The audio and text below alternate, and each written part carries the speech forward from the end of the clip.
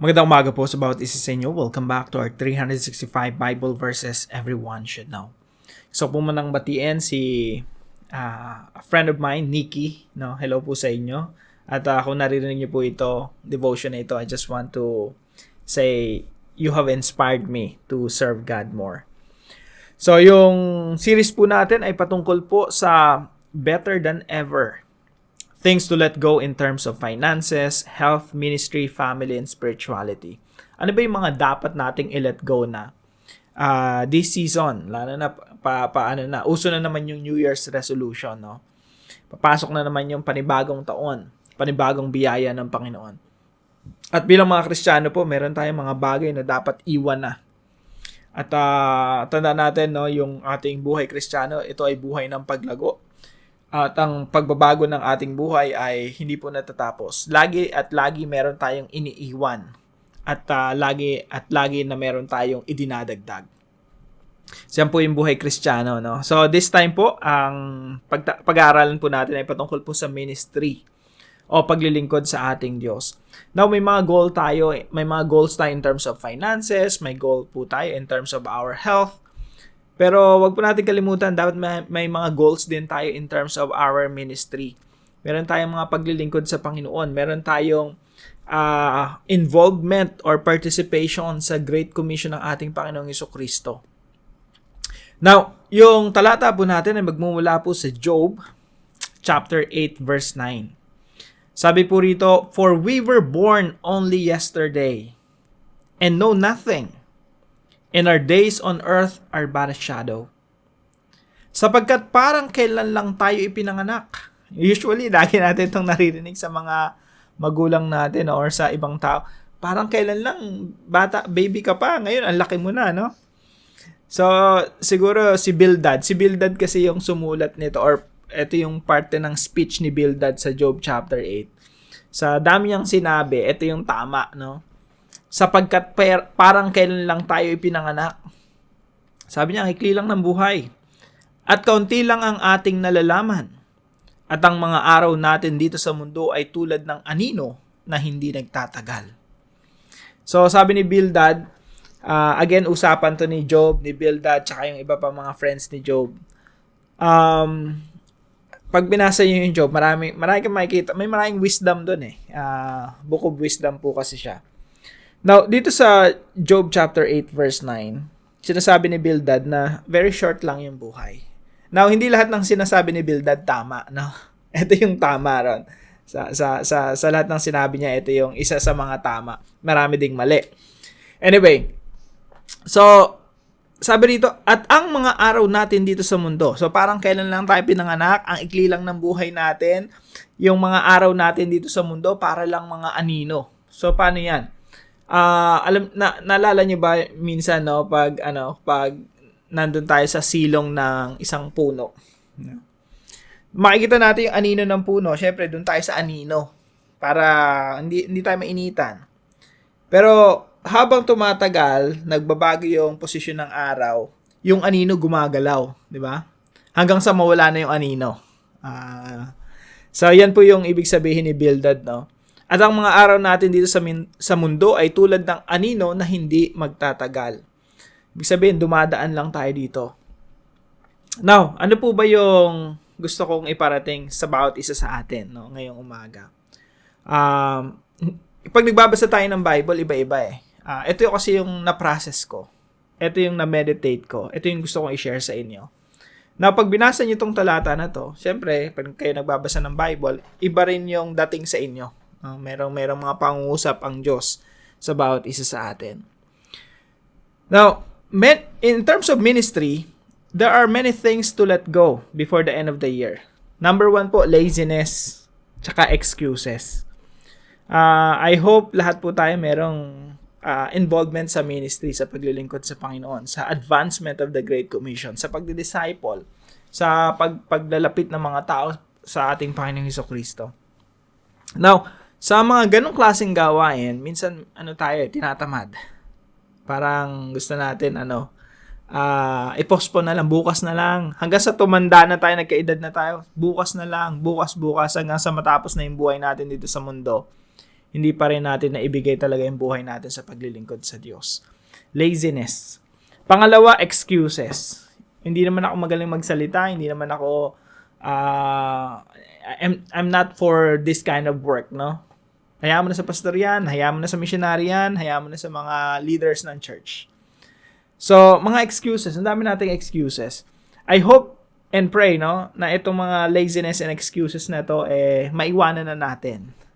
Maging parte na lang ito ng nakalipas. Things to let go before the end of the year. Now, ito pong mensahe na ito ay hindi ko po mensahe sa inyo, kundi mensahe ko rin sa sarili ko. Kailangan hindi ako maging tamad at wala akong mga excuses when it comes to serving the Lord. Why? Number 1 po, life is too short to not serve God. Sobrang ikli lang ng buhay para hindi paglingkuran ng Diyos. Huwag tayo pong mabuhay sa ilusyon na mabubuhay tayo ng pangmatagalan. Kasi ang ikli lang talaga ng buhay. Yung lolo ng lolo mo nga, hindi mo nakilala eh. Di ba? At yung mga apo ng apo mo, hindi ka na rin kilala. Ganun lang kaikli yung buhay. In just one generation, you're gone. In just one generation, you're forgotten. Kalimutan ka na. Life is too short not to serve God. Sobrang ikli lang, tapos hindi mo pa mapapaglingkuran yung creator mo, yung Diyos na lumikha sa'yo. No? So, number 2, life is too short to not be involved in the Great Commission. Sobrang ikli lang ng buhay natin dito sa mundo. Tapos nagamit pa natin sa mga kapararakan. Narinig ko yan sa lola ko. Kapararakan. Hanggang ngayon, hindi ko pa alam yung meaning no? Pero alam ko negative yon. Ginamit mo sa walang kabuluhan. No? Life is too short to not be involved in the Great Commission. Ang Panginoong Jesucristo, nag-utos siya. Isa sa pinaka-importanting utos. Ilapit mo yung mga tao sa Kanya. No? Make them His followers. Yung mga membro ng pamilya natin, mga kaibigan natin, mga kapitbahay natin, ilapit natin sa Panginoong Jesucristo. That is the commandment of the Lord Jesus Christ. Life is too short not to be involved in that campaign, in that project. Ito po ay proyekto ng Diyos na dapat meron tayong kamay na kino-contribute sa proyekto ng Diyos na ito. Pangatlo po, life is too short not to invest in eternity. Sobrang ikli lang ng buhay, hindi ka pa nag-invest na pang walang hanggan.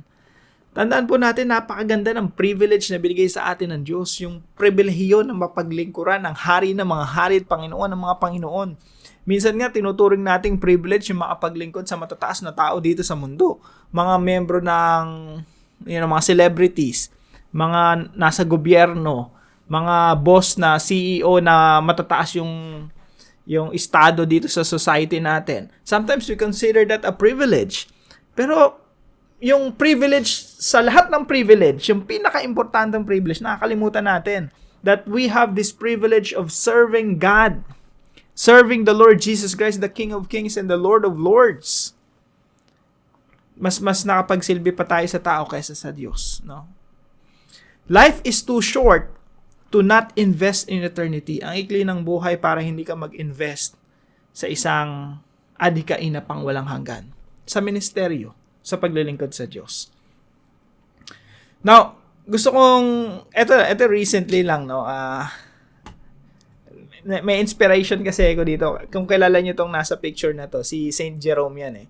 Siya yung nag-translate ng Latin, from Greek to Latin. Tinatawag nating Latin Vulgate yon. Drawing siya ni Caravaggio. Ganyan yung presentation niya. Nagsusulat si Saint Jerome. Siguro tinatranslate niya yung Bible or marami kasing sinulat si Saint Jerome eh. Tapos sa lamesa niya merong bungo. Bakit may bungo? Now, yung bungo kasi, yung ginagawa niyang pagsusulat, it's his ministry. Ito yung paglilingkod niya sa Diyos. At the same time, merong bungo dun sa lamesa. It's a reminder that life is too short. You are just mortal. Mamamatay ka rin. Maikli lang buhay. Gamitin mo na sa Panginoon. So, kanina, naghahanap pa rin ako ng something like that, no?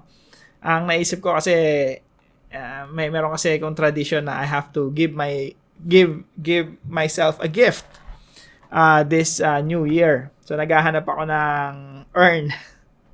Sabi ko sa misis ko, Alam ko na gusto kong regalo. Bigyan mo ako ng lalagyan na pag-cremate ako someday, doon may ilalagay yung abo. So, yan yung gusto kong gift. So, naghahanap ako kanina. Ilalagay ko lang dito yan sa lamesa ko, somewhere na lagi kong nakikita. It's a reminder for me, like Saint Jerome, no? Na someday you will die. Lalagay ka rin doon sa urn na yon, no? Lalagay yung abo mo ron. At life is short para hindi mag-invest sa eternity. Life is short para hindi maglingkod sa Panginoon. Life is short to not be involved in the Great Commission. Kaya mga kapatid, no, hanggat may lakas pa tayo, hanggat may boses pa tayo, hanggat kaya pa natin maglingkod sa Panginoon, let's do it now. Bilang mga application po sa katuruan na ito, number 1 po, grab every opportunity to serve God. Lahat ng oportunidad na ilatag sa iyo ng Diyos, grab them, no? Gamitin natin lahat ng lakas natin para talaga paglingkuran ng Diyos. Every time may i-present ang Diyos, may ilapit sa iyo ang Diyos para mailapit yon sa Panginoong Hesukristo yung tao na yon, or any ministry na ibinibigay sa iyo ng Diyos, grab them, no? Grab those opportunities para mapaglingkuran ng ating Diyos. Number 2, maximize our time here on earth. Siguro ito yung ginagawa ko ngayon, no? I'm doing my best. Not perfectly, but I'm doing my best na i-maximize yung araw-araw, no? Ang hirap ng ginagawa ko, araw-araw gumagawa ka ng content, gagawa ka ng video, gagawa ka ng ang dami kong ginagawa, nagsusulat, and many things. Pero inisip ko lagi, pag hindi ko to ginawa, tatanda ako nang hindi ko na-invest yung buhay ko sa tama. So, I'm maximizing my time here on earth, no? Inspiration na rin sa akin yan ng may bago akong nakilala na naging kaibigan din. So, salamat sa kapatid, no? I have to really maximize my time here on earth. Number 3 po, narrow down our focus. Marami po, lalo na pag bata ka, ang dami mong iniisip, ang dami mong goal, ang dami mong pangarap, ang dami mong gustong gawin. Pero pag naging Kristiyano ka, mas maganda makita mo ano ba talaga yung gusto ng Diyos para sa iyo. Para ma-narrow down mo yung buhay mo, ma-focus mo yung buhay mo sa isang bagay lang, yung bagay na pinapagawa ng Diyos. Para yung pagkatao mo yung gusto, yung pag medyo bata-bata ka kasi ang dami mong gustong maging. Gusto ko maging doktor, maging lawyer, maging seaman, maging cook, maging kung ano-ano pa, no? Pero ano ba yung gusto ng Diyos na maging ikaw? No? Pag na-discover mo yun, focus on that. Narrow down our focus. Pag naging Kristiyano ka, alam mo yung isang focus mo lang, yung general, yung ultimate, no? Yung focus mo is to glorify God. Pangalawa, specific. Ano yung gusto talaga ipagawa sa'yo ng Diyos? Gawin mo yun, no? Doon ka lang. Huwag ka nang lumabas pa. Huwag ka nang gumawa pa ng sarili mong gustong gawin. Yung gusto lang ni Lord. Narrow down your focus. Ano ba yung calling mo? Ano ba yung panawagan mo? And of course, kasama na dyan yung Great Commission. Para sa akin, ito very personal, no? Ang dami kong gustong gawin, pero kapag yan walang kinalaman sa Great Commission, hindi ko na lang gagawin. Hopefully nga, until the end of my life, ganun yung mangyari. Pero right now, yun ang focus ko eh.